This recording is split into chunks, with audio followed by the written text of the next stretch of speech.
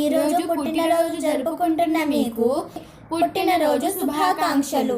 ప్రతి పుట్టినరోజున తప్పకుండా స్మరించాల్సిన 3 శ్లోకాలు.